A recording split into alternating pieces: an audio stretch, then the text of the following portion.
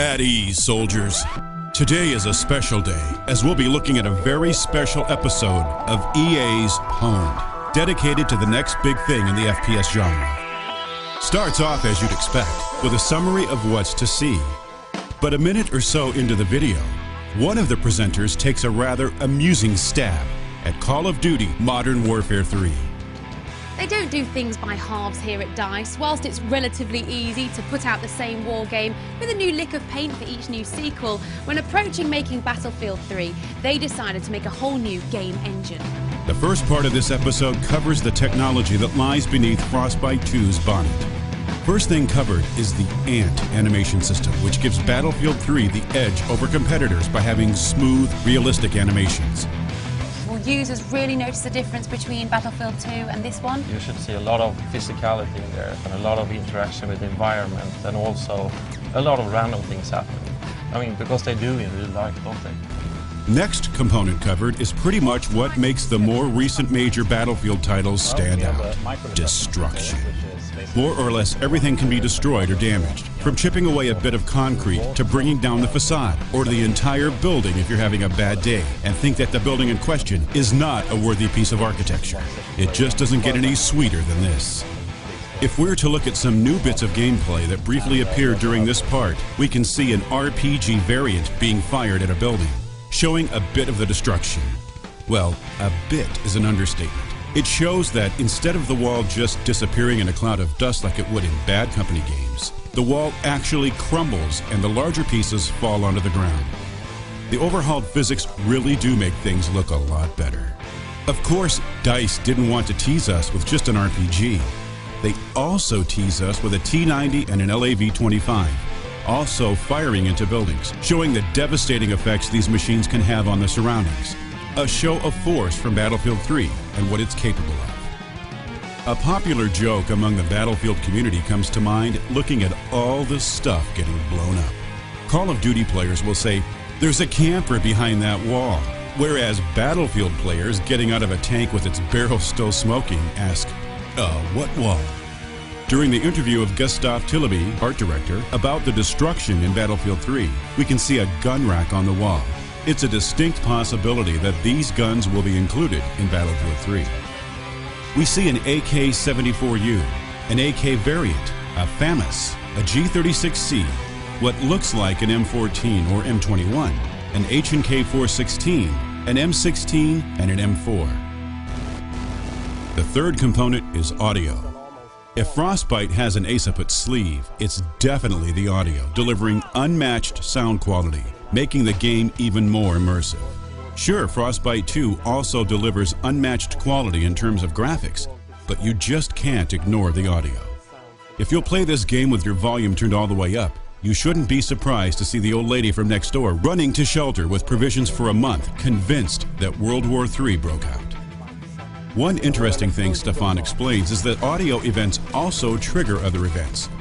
The sound system is actually in control of the camera, so when an explosion goes off, there's a camera shake, and that's triggered by the sound engine. It's quite, that's cool. Yeah, it's quite interesting because then we can also trigger the rumble in the pad. So all of these things just improve the player feedback, and that's something Frostbite is really good at.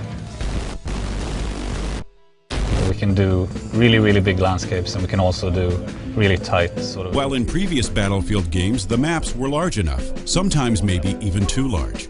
Battlefield 3 is taking everything to a new level. Its Frostbite 2 game engine being capable of combining large-scale open environments with tight spaces like interiors into one gigantic map.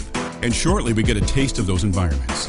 We see the true scale of the fight between the PLR and the USMC as we've seen from a first-person perspective in the Fault Line trailers.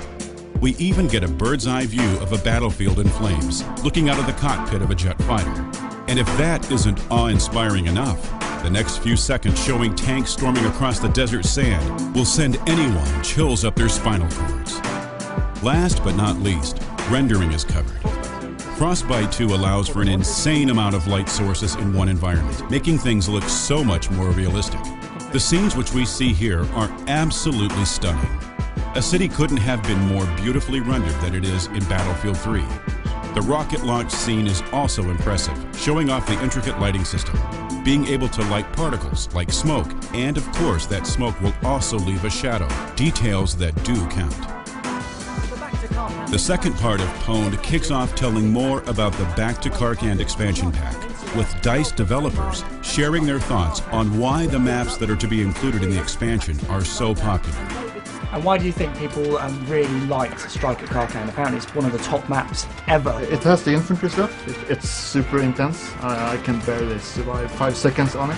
But it also has the kind of the mix of vehicle in there as well.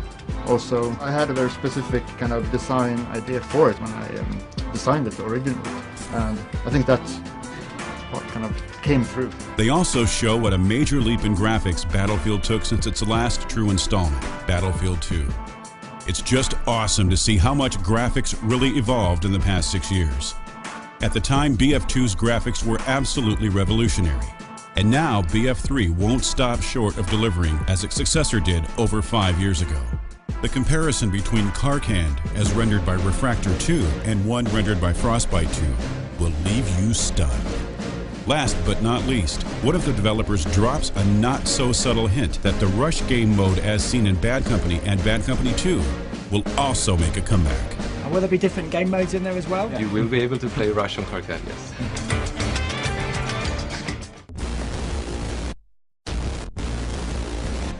I'm at the target shooting range here in Stockholm to speak to Battlefield 3's lead weapon designer, Alan Kurtz. Lock and load.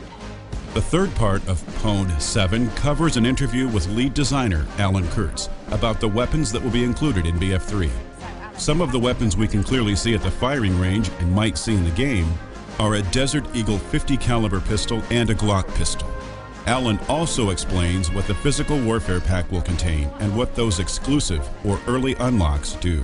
Right, so we picked 4 items that we felt really kind of represented the physical battlefield. So we've got the Type 88, it's a machine gun, it's belt-fed, big clip, it's got a bipod. So it means I can set it down on a surface and I can just really own that area. And that's really important to us because that's a supported shooting idea is a really cool concept in Battlefield. Then we've got a classic Battlefield gun, the Dow 12. This is a shotgun, it was in BF2. And it's a 12 gauge, 12 rounds, big magazine, really great for clearing a room. And to go with that, we've also got a special kind of ammo for our Dow 12 called the flechette round. And the flechette round, it just tears through things. If you got thin wood or thin metal, even another player, it'll go straight through them. So at close range, you're going up against multiple people, or you think you got somebody on the other side of a fence, you want the flechettes. Then the last thing we did is we really looked and said, you know, Battlefield's about team play, and we really wanted an item that was going to take one of our classes and put it into a team play role that it doesn't traditionally afford. Yeah. So what we did is we looked and we said we can put a flash suppressor on one of our sniper rifles, the SKS. Yeah. And the SKS is kind of a mid-range gun. It lets that sniper get in close with his squad, be there with his squad, be a team player, and work with all of the other players on his team. It helps him stay stealthy in that close range, but it's also completely unique to this physical warfare package.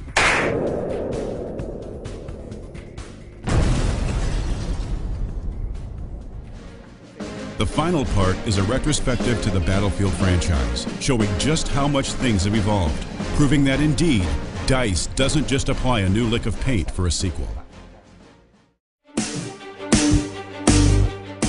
As a little bonus, a YouTube user created a fan-made trailer using the footage seen in this episode of PWNED, so make sure to check that out as well.